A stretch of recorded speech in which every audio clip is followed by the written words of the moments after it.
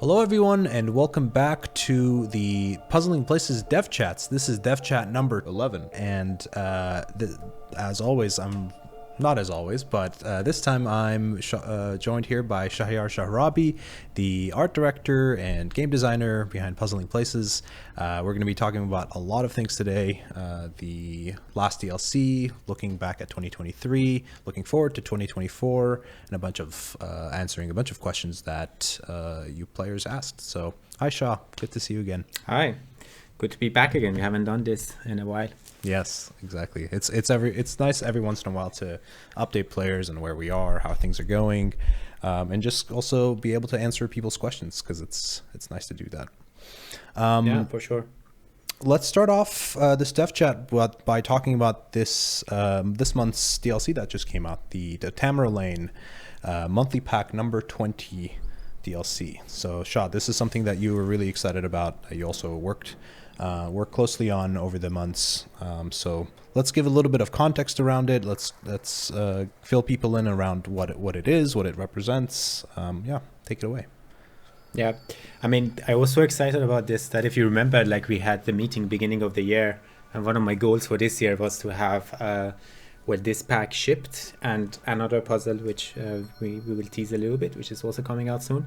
The reason why I was so excited about this is because we always talk about how Puzzling Places is like culture history gamified in a sense, right? So we have all these different locations, they have their own story. You might not know what their story is, but you play them, you start caring about them, you have emotional investment, and you kind of start getting curious about the way of life of other people.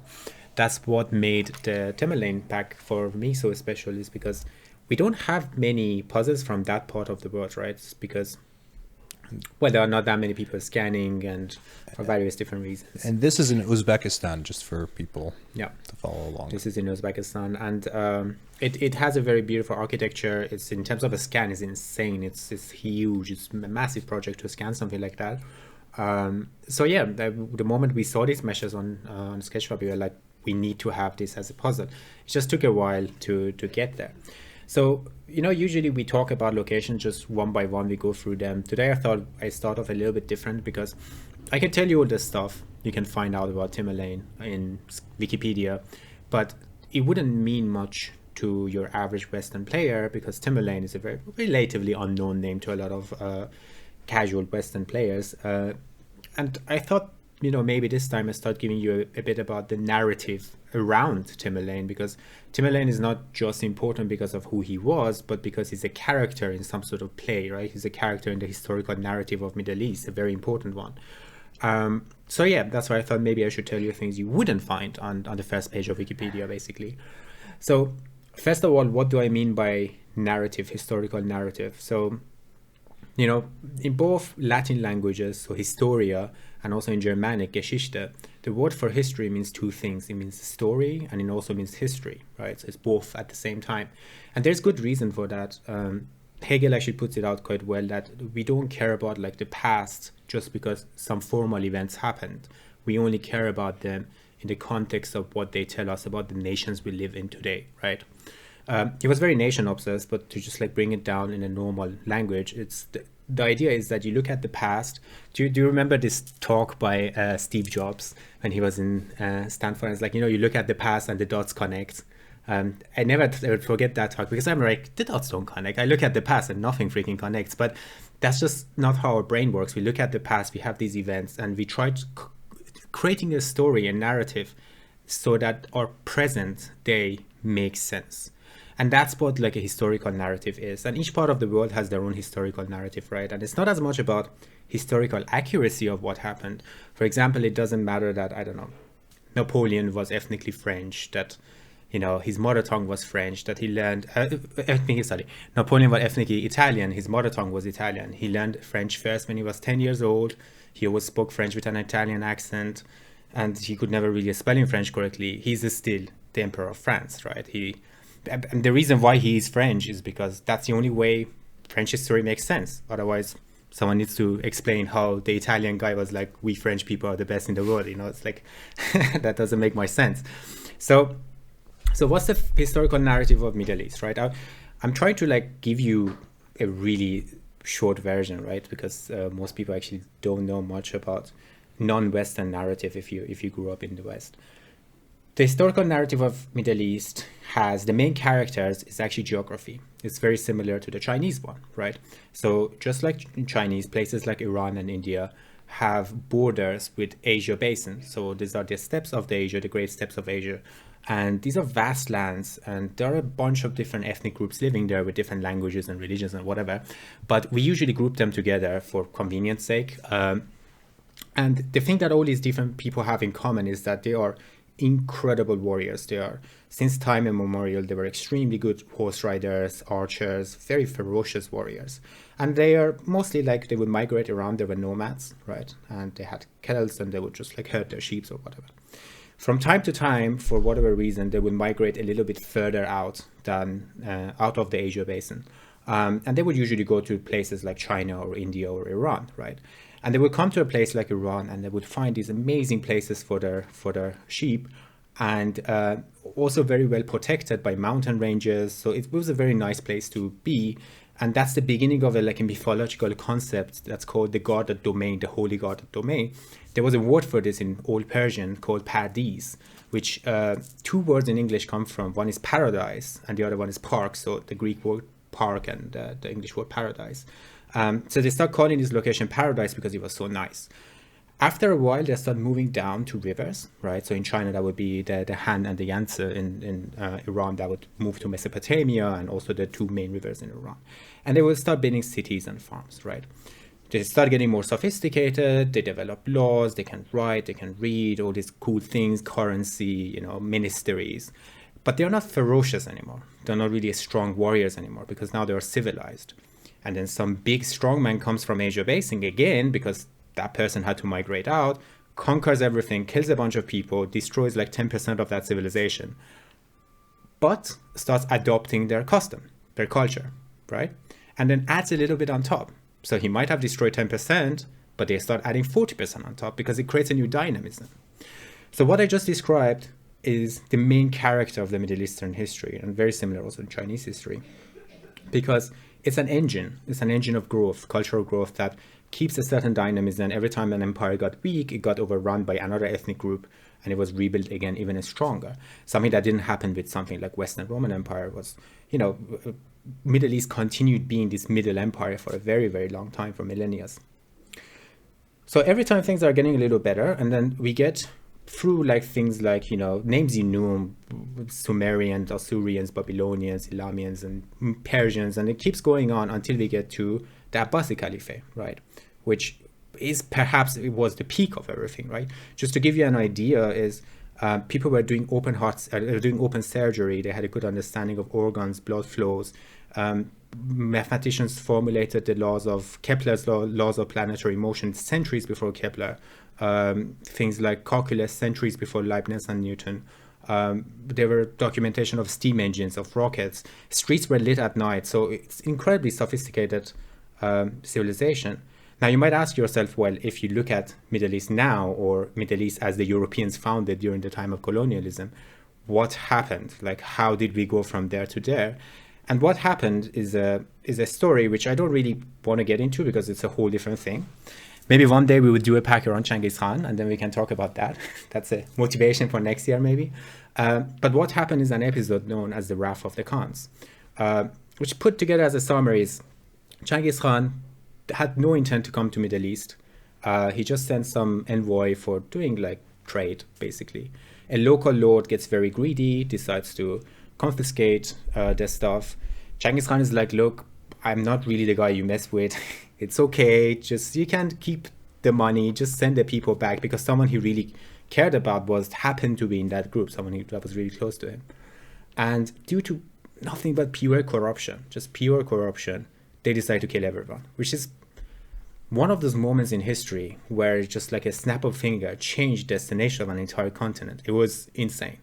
Because Genghis Khan was an incredibly ferocious general, and he had, statistically, his generals were the best in the history of mankind. Nothing comes close to someone like Subutai. And he says, go to this land, kill every man, every woman, every elderly, kill every animal, destroy the waterways, burn down the buildings, put salt on the ground. I want you to erase this civilization. I don't want people to even know this land ever had any civilization, right? So they go in and they kill something like 70% of the population. Might not sound like much until I tell you that this was the most populous area on the earth, right? So you are talking about something like 20% of the world's population was living in the area. If a massacre, a genocide like that happened to today's world, you're talking about more than 1 billion people getting killed. Around like 30-40 million civilians were genocided. Now, where does Tamerlane come in? So what Genghis Khan did was that Genghis Khan broke that engine that I talk about, that a strong man comes from Central Asia and adopts the culture and decides to live there. Genghis Khan had no intent to live in Iran. He just wanted to completely destroy it, right? And that meant that Iran and Iraq became a complete wasteland. He didn't do that alone. There was around 4 to 5 Mongolic invasions into Iran. Him and his grandson Hokalu, I complimented that name, Holaku, yeah. They over generations they kept doing it. And Tamerlane is the character that comes in because he's the last of these nomadic Turkish Mongolic people who come and just completely destroy everything. And like most interesting historical characters, there is conflict in him because he was, just like Genghis Khan, one who came and killed millions. But at the same time, he wanted to resume that wheel, right? So he wanted to go back to becoming the bearer of the culture, of its he wanted to be a descendant of the Persian kings. He wanted to be a caliph. He wanted to be all these things, right? And that's a very interesting thing. You will see that in the pack as we go through the architecture of just what that meant for the history of Middle East. So who he was as a character was, he was born in upper class of a Turkish Mongolic tribe. And he basically came into power. He was a brilliant general, brilliant, incredibly brilliant. And he was not just intellectually, like intuitively intellectual. He was just like he spoke 3-4 different languages, including Persian, Turkish, and Mongolic. He was a patron of the arts. He loved architecture, arts, everything with arts. And he was a devout Muslim. So a very interesting character. You look at him and you're like, how did he kill so many people? But just to give you an idea, because I talked about the genocide of the Wrath of the Khans, if you ask someone who knows Middle Eastern history and you're like, okay, who was worse, Genghis Khan or Tamerlane? They were like, let me think about that, right? If someone asks you that question and you say, let me think about that, that's already like, what do you need to think about that? Because he didn't kill as many as Genghis Khan, but the thing with Tamerlane was that he really enjoyed the suffering he was causing. If you look at early career of Tamerlane, it's very similar to Genghis Khan, that he might order 300,000 people, civilians, to get killed, but it was very pragmatic. It was like, well, just that the next city doesn't put a resistance. But you can see the older he gets, the more he comes to actually enjoy it, and then just completely orders like erase that city, kill everyone, right? And it's his soldiers would do things like behead people and make towers that go tens of meters of tall with the heads of the civilians they have killed. They were actually in Armenia too. I didn't know that. I was just recently looking at it. I was like, oh, they were in Armenia. I knew that they were in Georgia, but they also enslaved several 100,000 people in Armenia. And also it connects with Ampert, the one of the puzzles that's in the base game. It's Ampert is like this fortress built on the heels of this large mountain in Armenia, and the puzzle that we have is like it destroyed, and that was destroyed by Tamerlane. So interesting. Yeah, I didn't know that. I didn't know that. Okay, interesting. So yeah, but like if you talk to Indians, so because Delhi was one of the richest cities in the world right now, he went and just completely wasted it. Damascus, he just completely wasted it. Like Baghdad, like if Arabs, Persian, Georgian, Armenians, Turkish from Anatolia, Indians, they just utterly hate Tamerlane. And the word Tamerlane itself, interesting enough, it's not like Tamerlane like Charlemagne. It's not like that. Right. It's like, it comes from, in Persian, he's called Temur. And he was, lang means someone who's lame. He had an injury in his arm and his leg, and he couldn't walk really well. Yeah, Timur the Lang became Tamerlane, exactly, and Tamerlane. So yeah, Timur the Lang became Tamerlane, which is actually was an insult in a sense from from the people. Yeah. So yeah, so this is the type of person you need to this is Tamerlane in a nutshell, right? That he is a hero for Central Asians because he brought a lot of the wealth back to Uzbekistan and Central Asia, and a lot of the arts and sciences, and made that area very important. For everyone else that was part of that older Middle Empire, he's the villain, the last of the great villains. And with someone like Genghis Khan, like as Iranian, you look back, you're like, we fucked up. It was our fault. We should not have done that. That was stupid. But like Tamerlane was like, so a tale of his, let's say, sadism was he would order his soldiers to go. Each person had to come back with 2 heads. And there is the story of the soldiers going and invading a place, and there was not enough civilians to kill. So they started killing the slaves that they took from other cities. And there was even not enough. So they started killing the women that they turned to wives from the slaves that they took from other cities in order to like fill out the quota of how many heads they have to chop up. So insane. And Tamerlane had connection everywhere. People, like, he was not the type of person who you didn't know about even back in the days, like all the way to the court of France, to the court of Castile and Leon. They would send like letters, and they would send ambassadors to just know what's going on there. He had war with the founders of the Ottoman Empire, so which we talked about in the Behind High Walls, and I already mentioned what an incredibly strong empire that was. And he actually defeated them. He had disputes with the founders of the Ming dynasty, so the father and the son, the Yongle Emperor. And he actually dies on a campaign to go and defeat the Yongle Emperor on the way to China, the Ming China. So he was the guy where the entire world just held his breath. When he started expanding, everyone was like, oh shit, here comes another Genghis Khan. And the moment he decided to go and invade another city, everyone was like, whew, we are saved for another 4 years until he comes back from that campaign, and incredibly ferocious warrior. So yeah, maybe let's start already with the pack. I can go like location by location.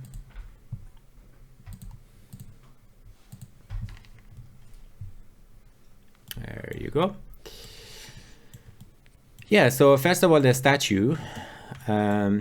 We added a new little thing in this one, which was like animated shadows. I've been meaning to do that for a while, so it was a little fun thing to do. Because I looked at this statue and he looks just so happy, and I was like, okay, respect for nationalism of Uzbekistan or whatever, but there's no way I'm not gonna add this. Like, you need a little bit of that, the tension of who he was. Maybe let's start with the Bibi Khanum mask, sure, because that's an interesting one. So here's the Bibi Khanum mask.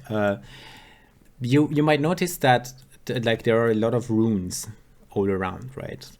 Because most of the Samarkand was destroyed after the Tamerlane dynasty fell, and the Soviets were the one who actually went and restored a lot of the stuff that you see there. So this mask used to be actually larger than what you have there, and it was large enough to hold the entire, like, let's say, population of Samarkand at the time, which was considerable. So the thing that I think is maybe a little bit fun to talk about is like when you talk about Islamic art, right? So if you're talking about like Christian art in Europe, there's an interesting thing that happens in Christianity, which is like they separate God in three, at least in the Western Church in that way, like the Trinity, and that enables the artist to continue making art the way that maybe the Romans made or the Greek made, because they have Jesus, which is an embodiment, right? So you can make divine art about a human being and a human body. Islam doesn't have that. Judaism doesn't have that either. Islam is an incredibly logocentric culture. That means that the only work of holiness that comes from the sky in Islam is the book, right? So that's why word is incredibly important. So when you're talking about Islamic art, the written word and calligraphy becomes suddenly the center of the whole thing. That's why it's called logocentric. That, and also geometry, right? Because you can't display God in an image. That would be heresy. So what did the artists do? They would say something like, okay, God is reflected in creation. So mathematical expression describes creation. So if we mathematically formulate like geometrical harmony, it's an act of prayer. We are displaying the beauty of the art, the God. So this is like the divinity of Islamic art in a sense. So just looking at this entrance, for an average European, it might not be obvious, but this is actually in a script. So here's written Allah, which means God, right? And it goes all around, and you will see that pretty much everywhere as you're looking at this location. Like that's also, again, in a script. You will see that here, right? The thing that you might not notice when you're looking around a location like that is that this is also in a script, right? So this says Muhammad, which is the name of the prophet, right? It's just like very square form calligraphy. Yeah, this is called a square Kufic, and people said, it's like that's the guess at least, that it comes from. So if you just Google for, wait, I almost went on the Puzzle Places board, spoiling everyone. Chinese seals. That's one of the things that these Turkish tribes did for Middle East, was that they brought a lot of Chinese culture, right, to Middle East. So China had this thing where they would put seals on paintings, like the owner of the painting and the poetry would put a seal on it. And some say that this form of calligraphy was inspired by that, as you can see it's very, yeah. So something like that. This is again, like this is Allah, right? So if I mean, I can show you a little bit how something like that is constructed. As you're making these puzzles, try to find them, right? So you have this in a standard, let's say Persian or Arabic calligraphy, you would have something like, okay, that's a terrible brush for showcasing. I was gonna say that's very cool, very calligraphy painterly. Very artistic. I was like, you're prepared to do some calligraphy here. So this is how you would write the word Allah, which means God, right? It has different elements. So this is an A, this is a L, it's repeated twice, and this is a He, which when it's connected together, you get the Allah, which is the way it's done, right? That. So now if you look at like this, it's interesting because it goes like kind of clockwise, right? That's the A. Let me put that in the top. So that's the A, right? And then it continues like here. It's going clockwise, and then becomes the Le. That's the double Le, and then you get the He at the end, right? Yeah.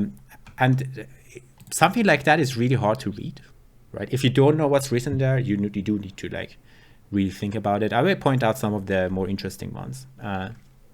So a little bit about the mask. As you can see, it's quite a large mask. It's named after Bibi Khanum. Bibi is, well, I mean, modern Turkish and Arabic means a little, like I would call my grandma Bibi or something like that. But it was just called like the grand older lady. And Khanum, again, in modern Turkish and Persian just means lady. But it actually comes from the word Khan, which meant kind of like a Khanum is a title for a princess. It's someone who is a descendant of Genghis Khan, like, or one of the great Khans. You couldn't just call yourself Khanum because you wanted to. And Bibi Khanum was the empress of the Tamerlane empire, right? She was, and there is a reason why she's such an important character, because Tamerlane himself is not a descendant of Genghis Khan. So Tamerlane, after he comes into power, he doesn't have the right to rule the Khanate because he's not a Khan. But she does, because she's the daughter of the Khan. So he marries her, and that's why she was apparently incredibly beautiful, very smart, and she was the person in charge of Samarkand when Tamerlane was going around and killing people. So yeah, she was because she had through her lineage, she had the right to be the ruler of the dynasty. In Persian, the word that we have for this dynasty means the son-in-law, because his power comes from being the son-in-law of basically the Genghis Khan's descendants. And that's why Tamerlane was not officially ever a king, right? So we translated Gure Amid, one of the location, to the tomb of the king, which is also the official English translation. But it's not completely correct, because Amir in Arabic comes from the infinitive Amr, which is to order someone, right? So you're just a commander by being an Amir. And that's, well, sad for Tamerlane, because Tamerlane wanted to be the great Khan, but he was not the descendant of the Khan, so he couldn't. He loved to be Caliph because he was quite Islamic, but he was not a descendant of the Muslims. He would have loved to become Shah and Shah, so the title for the Persian kinghood, but he was sacking all these Persian cities, so that was not working out. So the title of Amir, you can think of it a little bit like the shogunate title, right, in Japan, where he was the power for all purposes, but he was not really the king. His sons, of course, become the emperor of the dynasty and continue with that. There's a lot of legends around this area. One of them is that this was constructed after he went to Delhi to conquer India and came back, and the legend was that the architect fell in love with the empress and kept pushing back the project so that he can see her. Unfortunately, it's not true. It's very unlikely that's true. So one of the things that Tamerlane did was he would go to a place, kill everyone except the artisans. He would always bring back the architects and then the painters. And that created a renaissance, a Tamerlanian renaissance of Islamic art, which is why all these things are called the Tamerlane architecture. And you will see that everywhere in Iran and in Afghanistan and Pakistan.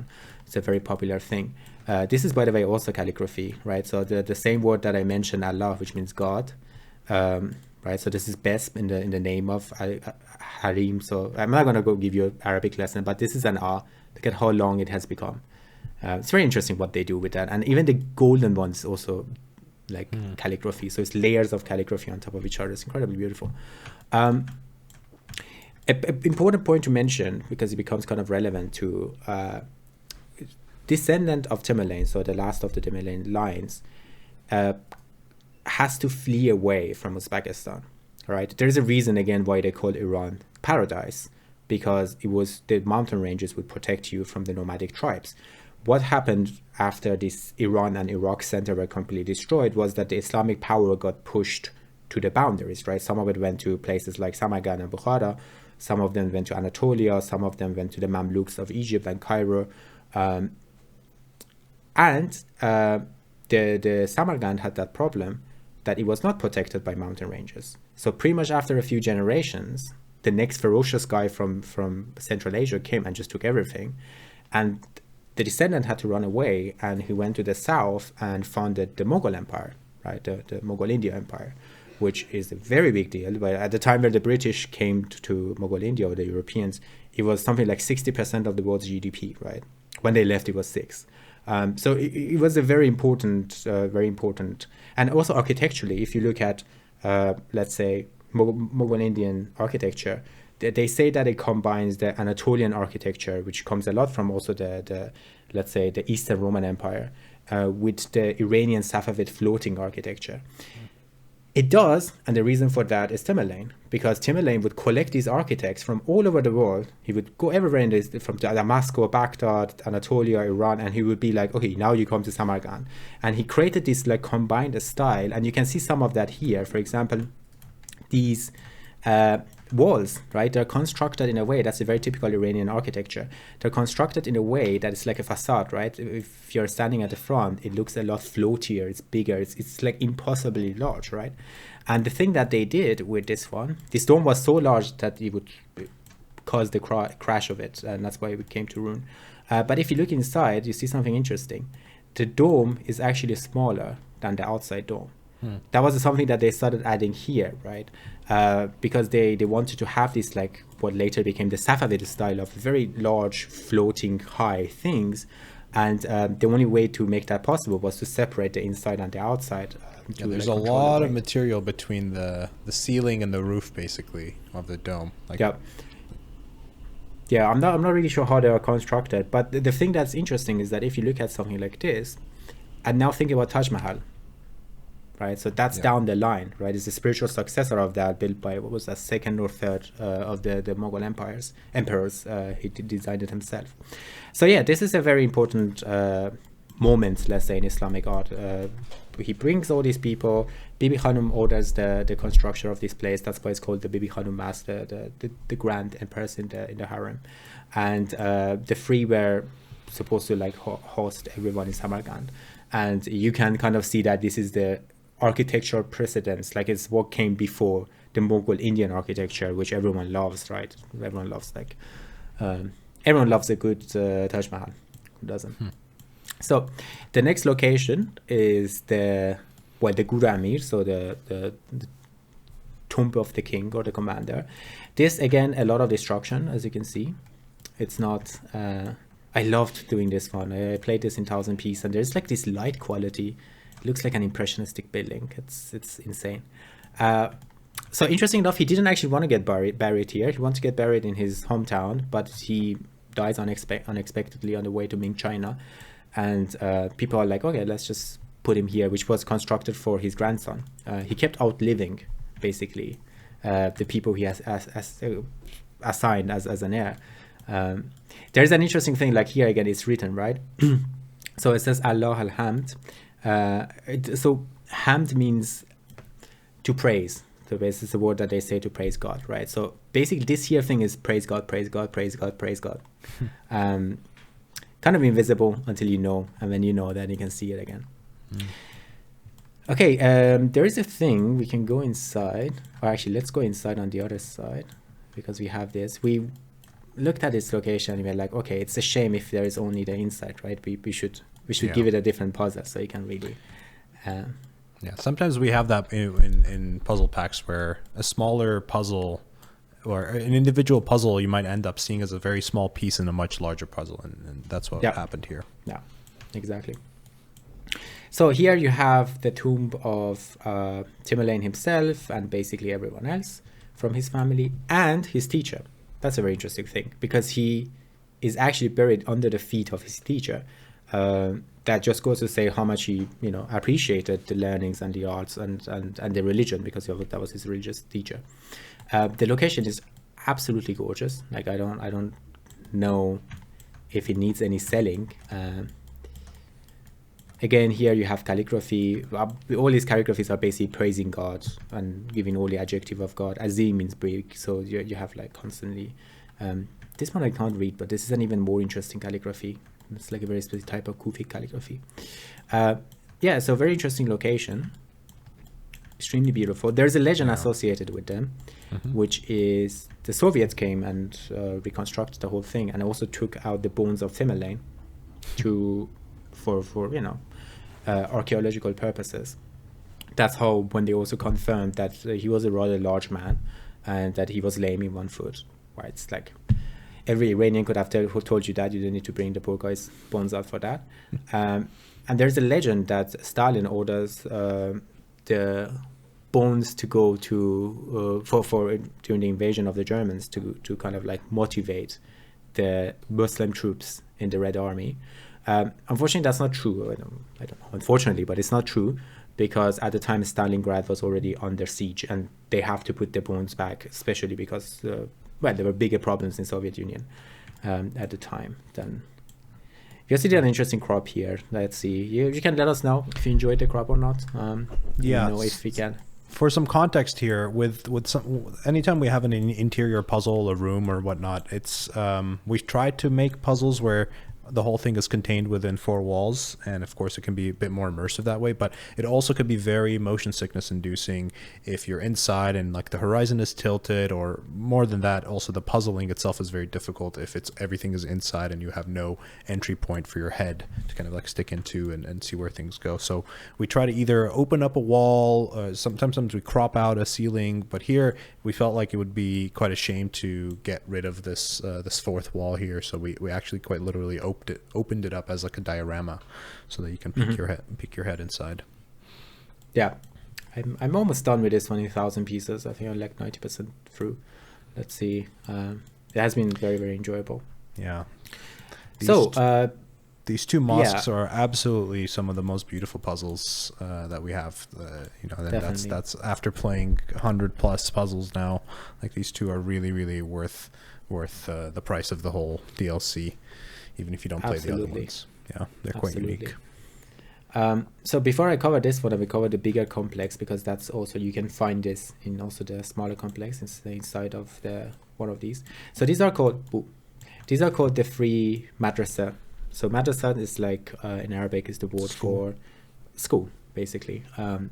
It's similar to Christianity. A school was a business of the ulama, which was the Islamic class, like the religious class in the Islamic culture.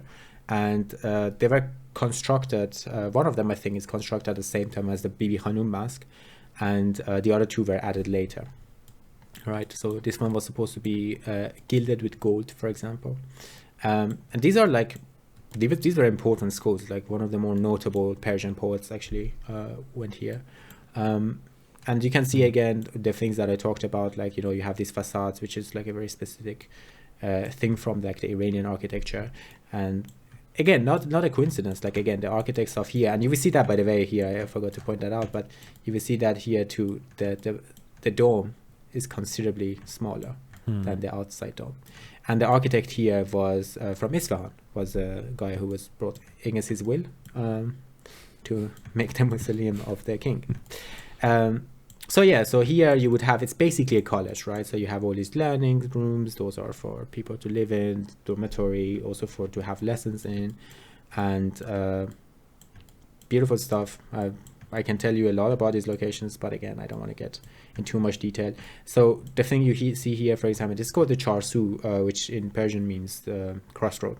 And the reason why that's so important is because this was, before everything else was built, this was like a bazaar, which was a connecting point between different important cities in the region.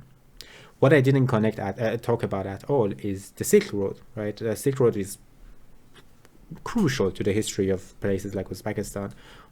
So since the time of the Han Dynasty, beginning of the Han Dynasty, you would start from somewhere like Xinjiang, so it's a place like Kashgar, that's right now in China, and you would kind of come down through all these Turkish lands, and you would get to Afghanistan and through Iran.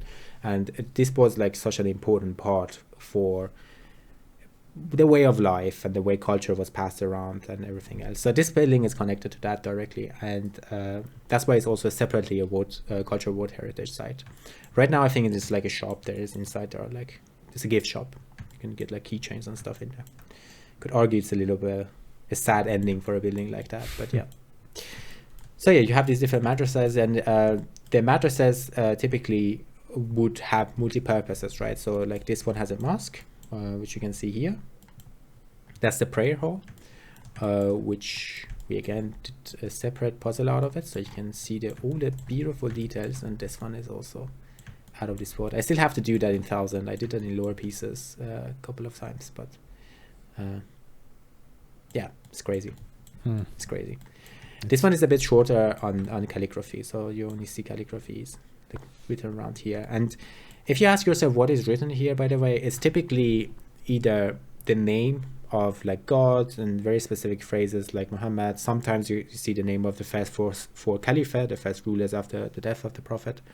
And typically though you would see surahs, which is like part of the Quran, so line by line. Sometimes you might even have like something like a saying of praising God or something like that. Oh yeah, look at that. Absolutely beautiful. Yeah.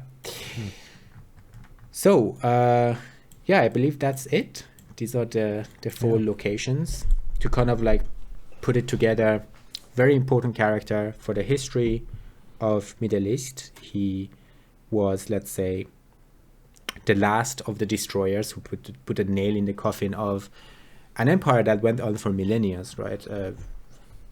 Before the time of Genghis Khan, if you dropped somewhere in the middle of Iran or Iraq and you ask someone, where do you live? They couldn't even describe it to you, because for thousands of years, there was this almost unified way of culture of thinking. And as far as eyes could see, it was just one nation. That came to an end, but he kind of moved things forward too, right? He's directly connected to the beginning of the Mughal India, to culturally to the Safavid, as well as to later kings like the Nader Shah in Iran, and also to Anatolia. So power moved away from Iran and Iraq, and he is a very central character to all of that. And interestingly enough, he's one of the few people who you would find in different cultural narratives, in historical narratives, right? As I said, he was important for Ming China, so the Chinese historical narrative. He was talking with the European courts. They held him in very high regard, mostly because he destroyed the Church of the East, which was also known as Church of Persia, which was the largest Christian organization in the world, covering from Damascus all the way to China, to the China Sea. Very important person, and I'm really happy we got to cover all that in Puzzle in Places. if you're interested, you should go on more and learn more about him and his story. Yeah. No, thanks for the roundup in terms of the context and history around this. It's also worth mentioning that the scans were captured by an organization called Global Digital Heritage, similar to the ancient Egypt puzzles that we did, which were scanned by Iconem. I don't know if we've done any puzzles yet with SciArc, but there's quite a few organizations in the world that are their main point is that they want to go to places around the world and capture these very important historical places, digitizing them with photogrammetry, with laser scanning, and putting them online for people to experience, to see with, and to even create things like games with. So we're hoping to contribute to this ideal of bringing the world's cultures to exposing them to the rest of the world. These are things that I also didn't know much about until looking into it, or even learning a lot of details from Shahir. And it's kind of an interesting way that we make sure that VR connects and intersects with the real world, and it's not just its own escapism thing. It's a way of experiencing things around the world. So this is now, it opened up a new opens up that fog of war in the world map for us in terms of Uzbekistan or the steppes, and we haven't had anything really from the Mongolian Turkic legacy of the Khans and Timur. So I think that's really, really fascinating, and one of our goals is to continue expanding as far as we can go in terms of the puzzles that we can provide, the things that we can scan, or the things that we can collaborate with other photogrammetry and photographers with, and this was one of them. So we're really happy that this happened. Yeah, we can maybe tease a little bit that there is a puzzle coming, a single puzzle. It's very good. Yes. And it is in line with the legacy of these locations. So when you play that, think about some of the stuff I talked about, like the calligraphy, how they were combining all the different Islamic architecture together, and see maybe you can find some architectural lines and concepts in that location, because that's a couple of centuries later, so you can kind of see how it got to that maybe. Yes. So this is a good segue then into talking about 2023, a little bit of a retrospective of what sort of a year we had. So over the course of 12 months, we have released 12 separate DLC packs, 2 special premium puzzles, which that was kind of a new category for us, to be able to release an individual single puzzle as a DLC that has like some extra things going on in it. And now we've done a lot of little animations and little Easter eggs, as well as 3 separate freebie puzzles, so free DLC puzzles. So we have a new freebie coming out next month, middle of February, and as Shah noted, it's going to be connected somewhat to the Tamerlane DLC as well. Not super directly, but close. If you have both, you will definitely get very interesting benefits from being able to play all of them. That's definitely been a very successful year for us in terms of being able to set goals, of producing a lot of content, creating puzzles, finding new experimental ways of creating puzzles and delivering them.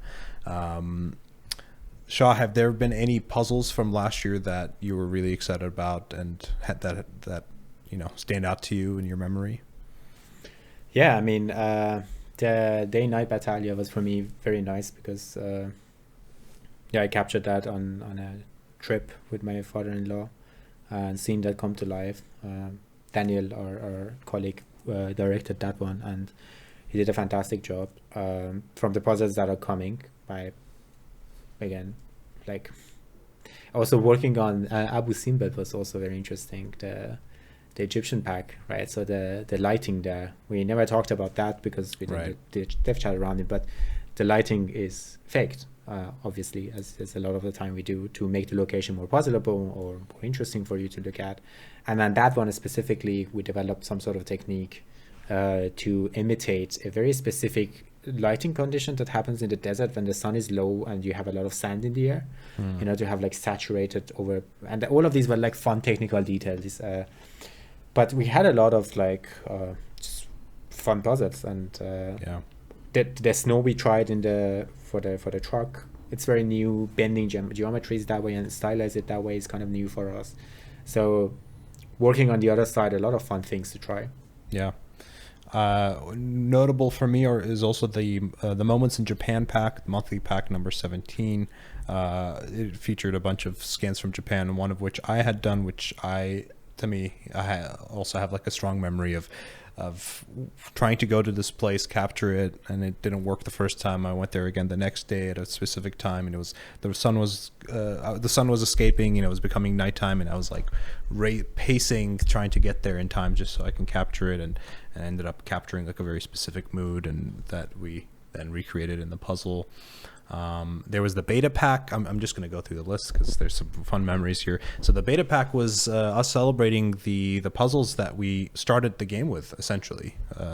Tatev Monastery was the first one, but the beta pack were how we entered into the App Lab market, and had probably a lot of the players that know us now started with our App Lab Puzzling Places beta app.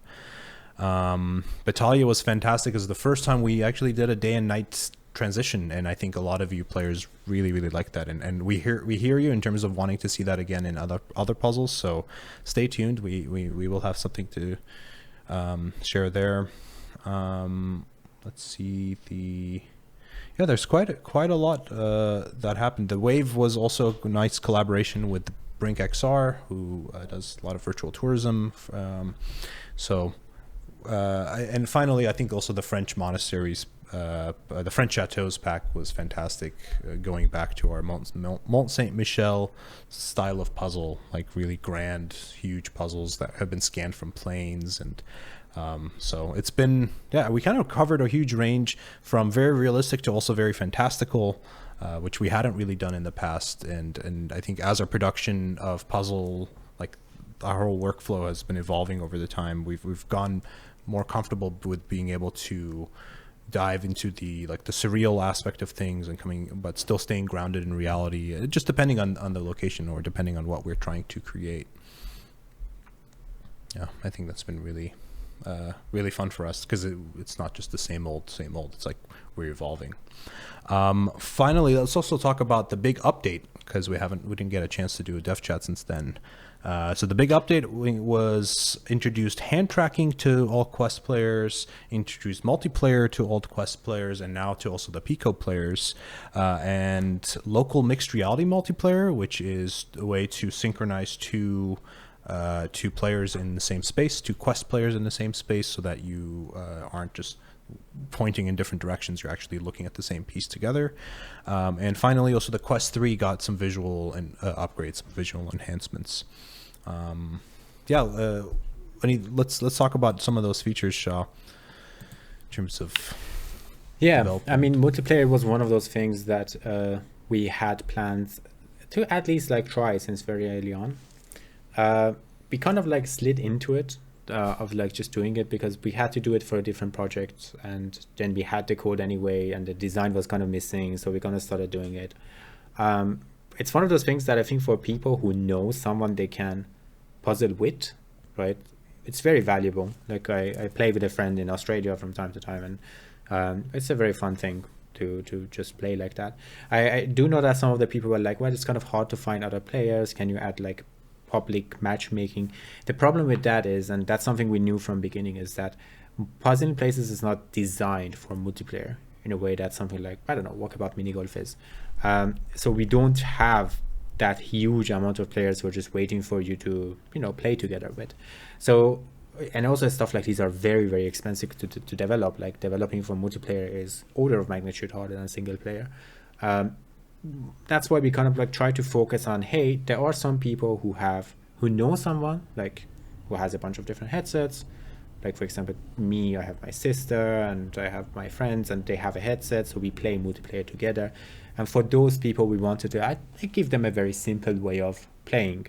One of the decisions that we made is that we don't use a server. It's just headset to headset communication, which means that as far as the company Epic Games exists, you will be able to play Puzzling Places multiplayer. We don't have to carry that cost, and it just kind of works out. That was kind of our philosophy around it. Some people ask around avatars, can we add customization and stuff like that? And we try to absolutely minimize the amount of features we need to add to this to be viable for those type of players. And for the rest, we will have to wait and see. A lot of people ask around more features in multiplayer. That's a bit hard because, as I said, a very small amount of our player base, understandably, has several headsets and plays with other people. So depending on how feature looks and how the statistics looks there, we might invest more on those features or not. Just to explain a bit why that's the case, because if we have 10 hours of free time and we can, make something that 1% of the people use or make something that 80% of the people use, of course, it's a bit harder to go for those niche features. Yeah. No, and it's also been a great way to introduce people to the game and to VR in general. Like, I've used it to, someone was wanting to interview us in terms of how the game goes. And as for their first time experience, I was like, hey, let's jump into a multiplayer game. And it was a good way of onboarding them into puzzling places, like being next to them in VR and pointing, hey, pick that piece, put it here, that's kind of like the beauty of being able to be in a space together. And it was a very requested feature. I think a lot of you have asked for it, and conceptually, obviously it's easy, but technically it wasn't at all. It took us a better part of a whole year, probably a year and a half, really, of developing it. And we're quite pleased with how it works now. It seems to work quite well, even if you have not the best internet connection. It's not a very super low latency required game. Like, you can have some latency and you're not aiming, you're not trying to shoot someone and you're like having to, like, that frame difference isn't going to make a big difference in gameplay. So that works very well. The avatars, as limited as they are, they're very expressive, very emotive, and they're very cute. So they're nothing weird or creepy. I think that's also really nice. The mouth moves properly whenever you're speaking, and so there just like is an aspect of presence and feeling next to each other. And the local mixed reality multiplayer, if you have two Quest 2s, or if you have Quest 1, 2, or 3, I believe the Quest 1 might not be able to do it automatically, but with manual setup, you can actually play together in the same room and be able to pass pieces to each other. It's kind of a hard feature to describe properly, because it's like, this is of course how it should be, and when it's working properly, when the two play spaces are synchronized, it's like, yeah, obviously you should be able to hand pieces to each other, but by default things don't work that way in VR, and we've had to make that work. And hand tracking was also a long requested feature, something else that we've worked on for quite a while, to try to make it go from slightly working okay to working much better than by default. But I think your mileage may vary. For some people it might be easier, for some people it also might be harder, especially if you're a more advanced player. But it's worth a try. It's there. If you're already using hand tracking and you don't want to find your controllers, you can launch the game with hand tracking and pick a puzzle and play the puzzle all with hand tracking. So that's yeah, really hand nice. tracking was a difficult one too, because we tried it very early on, and we just realized very fast the technology is not there yet. Like, the accuracy is not just great. And at some point we said, okay, let's just add this. And we were not very hopeful that we would get something great, because even the default implementation of it was always problematic, to say the least. But I was actually quite surprised how far we came. And I still think is nowhere near as good as controllers, obviously, but it was a lot of the stuff just started working quite well. And some of the, let's say, we have a very simple game, but we still had the idea of like, okay, you need to be able to be pushing things back. How does that work? You don't have buttons, to locomotion around. How does that work? And some of the stuff we definitely learned enough about hand tracking. Some stuff just kind of makes sense a lot more because it physically makes sense. So when you're pulling things, you were like, okay, maybe just like do a little pull gesture, or like you have to pull back your hand a little bit, like, stuff like that. And I'm happy with where it is. And for some people, they try it and they're like, oh no, this just doesn't work for me. I understand that. I don't like the texture of my own finger. So when I'm just like touching it, I'm like, ugh, what is this? But surprisingly enough, I do play it sometimes in hand tracking and it works. Like if you don't want to pick up your controller, you can just, play like that. Yeah. I think that's been a big philosophy for Puzzling Places, is trying to offer a lot of accessibility options, offer a lot of options, different ways of playing, standing, seated, or or in chill couch mode, and this kind of adds to that. So it's a plus all around. Looking forward with 2024, so we have a new DLC coming out next month. I'm thinking if we have talked about it or teased it anywhere. I'm sure a teaser will be coming out soon, so keep an eye out for that. I'm working. Yeah, we have the mid-month freebie that's also coming out, so you can look forward to that. That's going to be a really fun one. It's going to implement some of the things that we worked on last year in terms of these special premium features that we've had. And I'm currently sitting here in San Francisco working on a San Francisco puzzle pack. So that's been in the works for quite a while, and lots of trial and error when it comes to new places.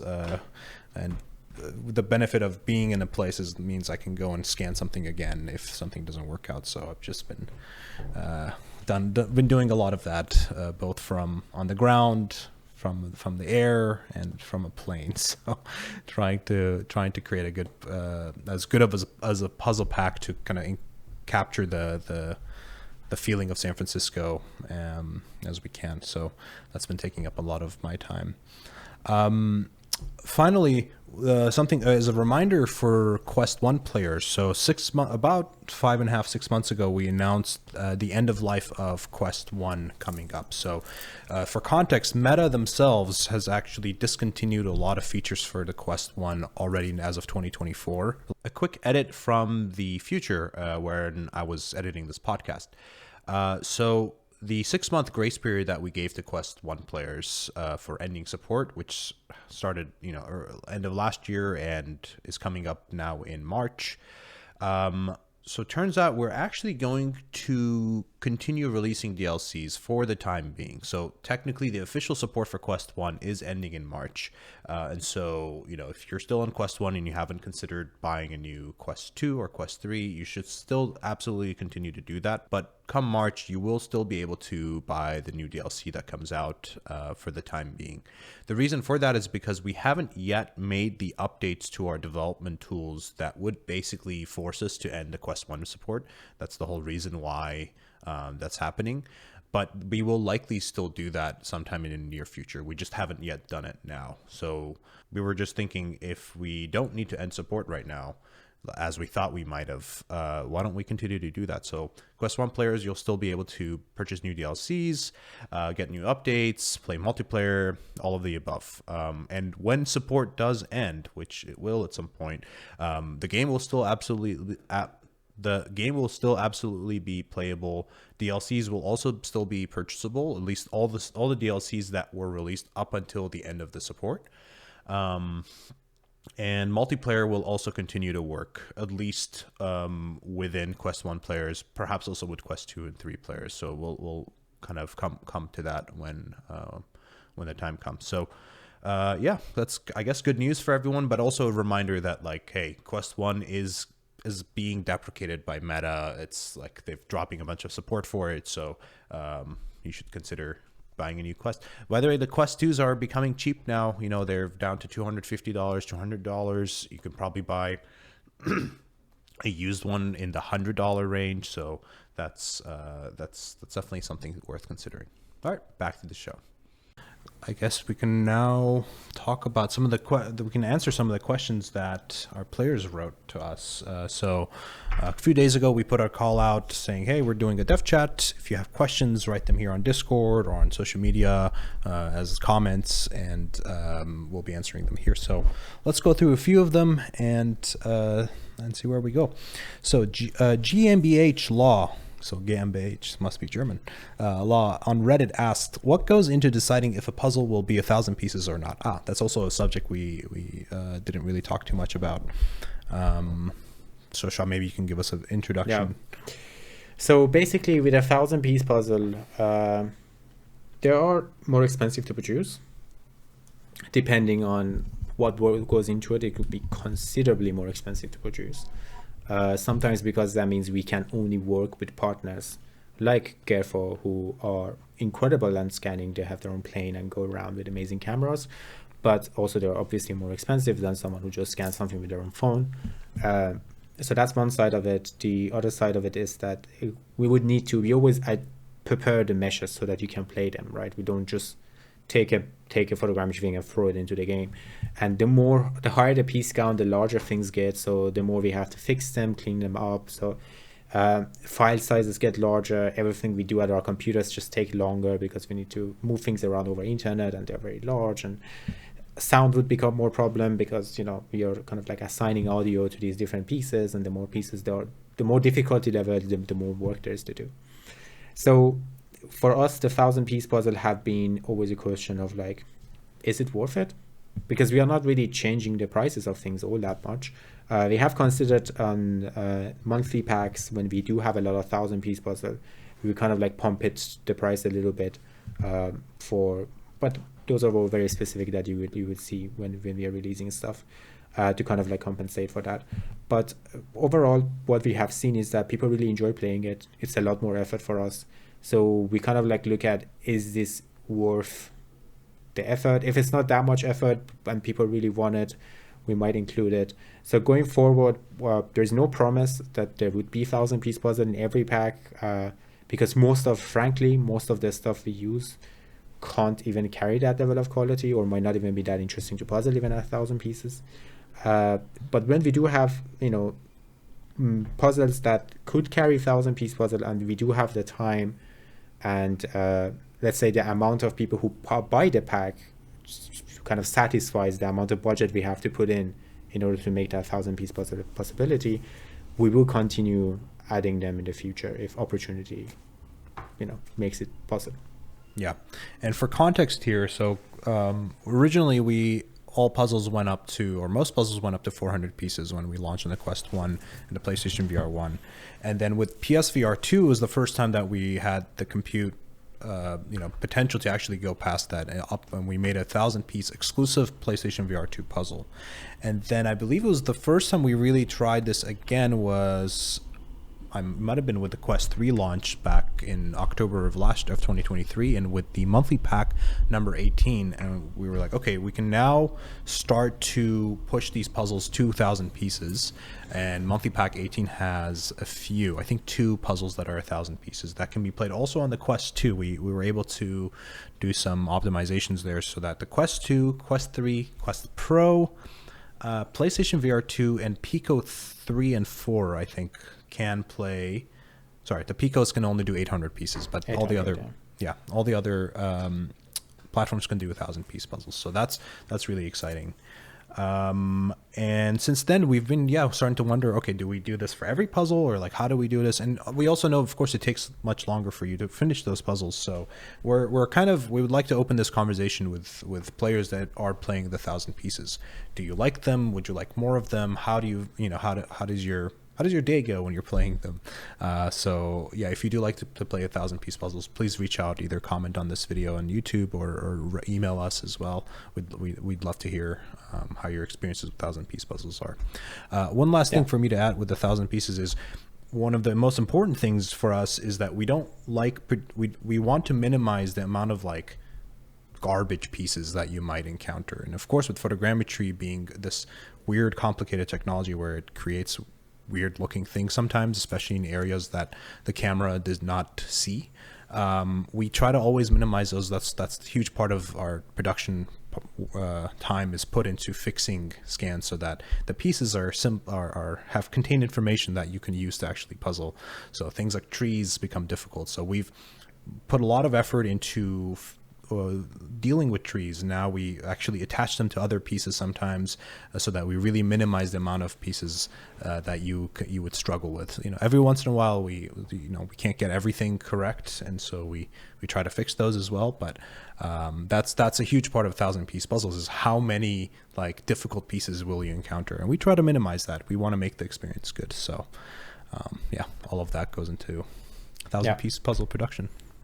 Yeah, as Azad said, it's also all new for us. We don't know how much it actually cost us to make them completely, because we haven't done it enough times. We don't know how much worth it is to you, and we have to kind of like see how that affects the sales of a pack, because if the sales go up because more people want to play 1,000-piece puzzle, of course that justifies us spending more money in preparing these puzzles. So it's a bunch of boring businessy decisions.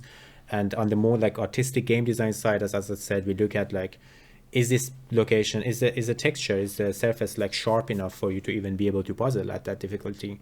Are there a lot of like garbage pieces like trees? Like, think about like your least favorite puzzle because there was that one stupid tree, and a 1,000-piece puzzle, that stupid tree is going to be like 8 pieces. Yeah, and no one wants that. So yeah, so that has been our criteria so far. But of course you're always dealing with like, why don't you cut out trees? Well, if you cut out trees, then suddenly it's like very boring and plain looking, thing, and it's not very interesting. So it's this weird balance that we have to play with vegetation, with things that look good but don't puzzle very well. So we've come up with good solutions, I think. Shiro Ken on Reddit asks, how are puzzles made? Do you use a kind of a grid to make the puzzle pieces, or is it all handmade? So he's asking about how do we cut the puzzle pieces. So Shiro, this is something that we developed very early on, and it's a big part of the story of how Puzzling Places even came to be. Originally, our company realities.io was creating a tool to take photogrammetry scans and optimize them for virtual reality experiences. And as part of that tool, we had a segmentation algorithm that went through a huge scan and cut it into pieces, into arbitrarily kind of similar sized pieces. And one day when the scan was being imported into a game engine, those pieces were not ordered correctly and they were kind of like all over the place. And Shah here actually got the idea of, what if we send it to someone like this and tell them, hey, in VR, why don't you put all the pieces back together? And that's where the idea was born. And so since then, we've of course improved that segmentation algorithm so that we have puzzle piece shapes that are cut into each piece. Some of the OG players here might remember the very, very first prototype of the game didn't. Actually, that's not true. But the old beta pieces were all very flat edges, and since then we've introduced the puzzle piece shapes. But this is all done algorithmically, and we're not doing that by hand, and that way it also works whenever it's very complex geometries, and it's not just like a flat, because normal 2D puzzles are just a flat picture, and then you have a press, I think, that just goes down and cuts into that. You can't do that with 3D geometry, really. You can kind of do it with math, but that's how that works. Yeah, I mean, the mathy details of it is very complicated, but you can imagine if you have a 3D surface and you could have flattened it to a 2D surface, then we kind of cut out puzzle pieces there. And this whole segmentation thing is not very easy. We have covered that in a blog post on, I think it was the How We Made Audi experience now. So where we talk a little bit on, I think it was the second blog post or the first, I don't remember, where we talk a little bit about how we do the segmentation. I have also given several talks in different conferences where I go a bit more in detail also on the segmentation relaxation algorithm itself. But it's done in our computers though. It's not done on your headset. Right. That's also like the puzzle size would be a lot smaller if you were cutting on your headset. But these are like several hours of computation because 3D geometry is very complicated. It's like understanding distance on the surface is a very complicated mathematical thing, which that's why we can't cut it on your computer. Yeah. People have asked, hey, can we pick the number of pieces of puzzle can be, or like change the clock? It's like, no, can't do this in real time, at least not the way that we're doing things. It would be very difficult. Ludwig, when we are all in the clouds. Yeah, once everything is cloud and it's all streaming to your headset, maybe. Yes, to your brain. Ludwig on Discord asks, it's awesome to see 4 to 1,000 piece puzzles in the last pack. Is there a plan to release a lot more big puzzles in the future? I guess we sort of talked about this kind of now. about that, Yeah, we're trying to, but no promises. And let us know what you think about that. Multiple people on social media asked, when are we going to be releasing the monthly pack number 20 puzzles for PlayStation VR2? So this was long story short, it's coming out next Monday, I believe. And this Obviously, that's not what we wanted to happen. We wanted it to come out exactly at the same day as the Quest did, but the way Sony handled things at the end of December, based in terms of their processes of approving, future releases, it wasn't the typical couple of weeks that they want, that they require things to be submitted and then approved, which is how it has been for every other month.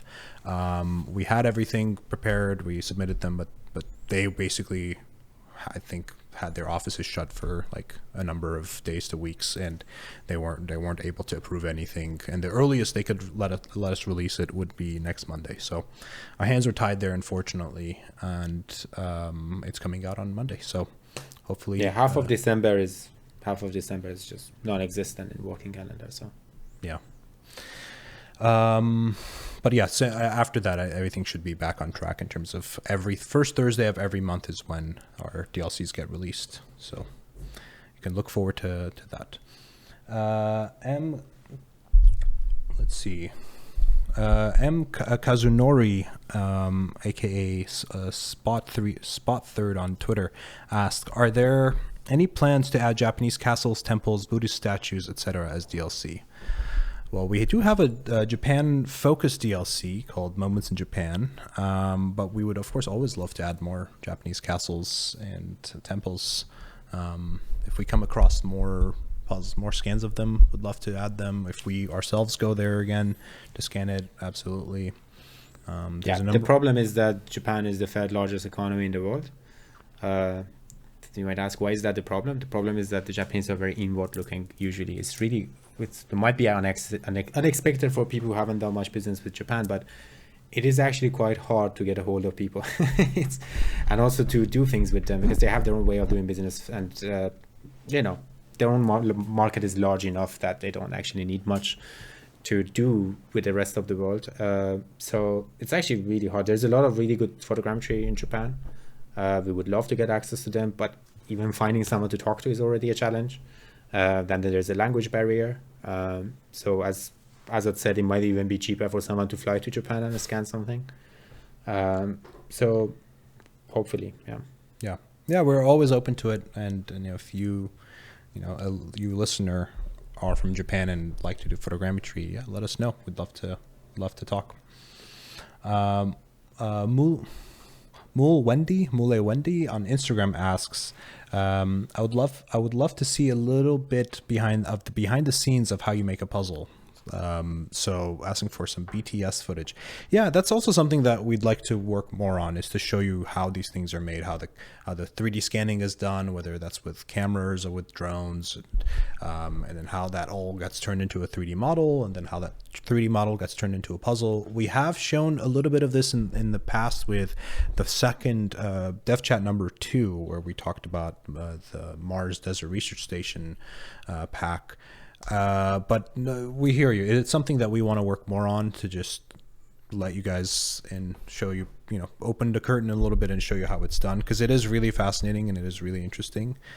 So keep your eye out. You know what we can do actually, Azad? If you come to my screen for a second, I can actually just show like a little live demo of. Yeah. See, like when we have something like this is the code, by the way, that is creating this statue right now in terms of color.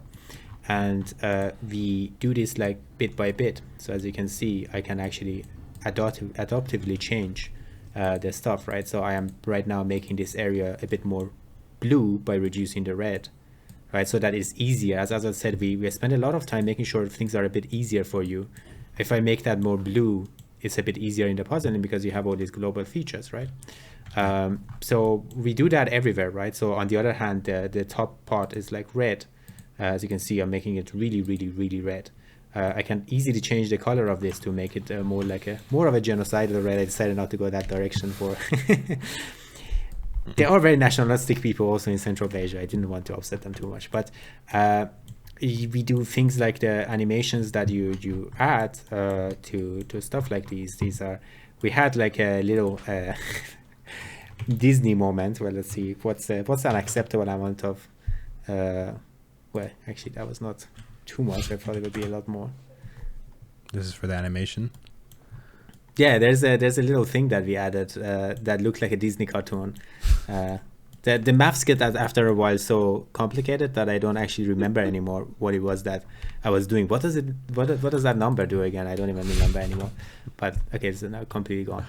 But so the general idea is that we make these kind of in the same way that you might make a painting, right? So you look at a location. If you go and listen to our something like Behind High Walls pack, you will see that we have a location. Someone is assigned like as a director. They start doing research. The research is not just about how do we like formally make this location look good. It's also, and not just the gameplay, but it's also about like the idea and the notion behind it.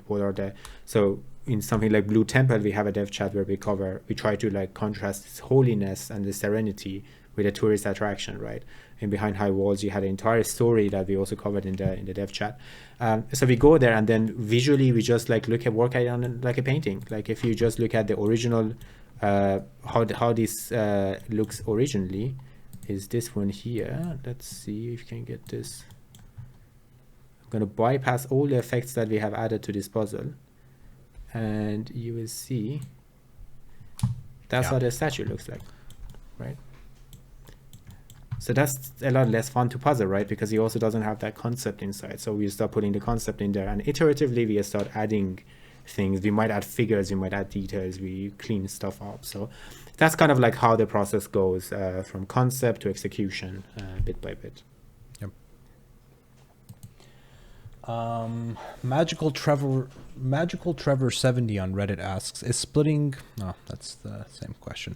It's fine. Last but not least, Archangel on Discord is asking for, I'm always interested in hearing background information regarding the photo taking and the photogrammetry aspects. So yes, Archangel, I think what would be cool is if we maybe for another single premium or something where we do end up doing a lot of CG and VFX on the puzzle, is we try to document and record footage of every single step from the concept, even from the mood boards of like looking on Google Maps and looking at the 3D model. Like we use Google Maps a lot, like the Google Earth 3D models of cities and things to scout the areas and be like, okay, where should we go? How can we capture it? Are there trees in the way, or where can the drone fly from? That's like on the pre-production, like scanning side. Before that, we have mood boards and trying to figure out color-wise what we want to go for, shape-wise, mood, themes. Then the scanning itself, like the difficulties of the scan, trying to plan for where we want the sun to be, the lighting to be, the weather, the scanning itself, the processing, when things go wrong, having to like manually put points in each picture to try to tell the computer, hey, this picture and that picture are taken from these angles and those points are where they're converging. That's what I've been doing today with one of the scans that I was working on. Then we go into the cleanup phase, the fixing the actual geometry of the puzzle, the shape of the puzzle. What do we want to keep in? What do we want to keep out? The cropping is a very, very big part of the overall shape of the pieces themselves, the mood, what we decide to keep in the puzzle versus not. Then the texture fixing, the colors, how do we draw or paint over the colors, adjust the colors. And then on top of that, the VFX, the CG things that Shah was just showing, like going more into the surreal aspect of these places and delivering on the themes that we want. I think that could be fun. We should think about doing that soon. I think it's a strange process, right? We do a lot of things that you wouldn't think someone who's making this game would do, right? So for example, for the Greek pack, I remember going through Street View because we were like, okay, we need like a slice of life, and just going street by street and like sending Azad locations. We're like, what do you think about that house? What about this house? And you're like, oh, look at that house. It's really cool. And for this one specifically, there was a moment where I was in Portugal and I was working, and like my father-in-law looks at my computer and is like, what are you doing? I was like looking at North Korean army marching in like slow motion on YouTube for like 10 minutes.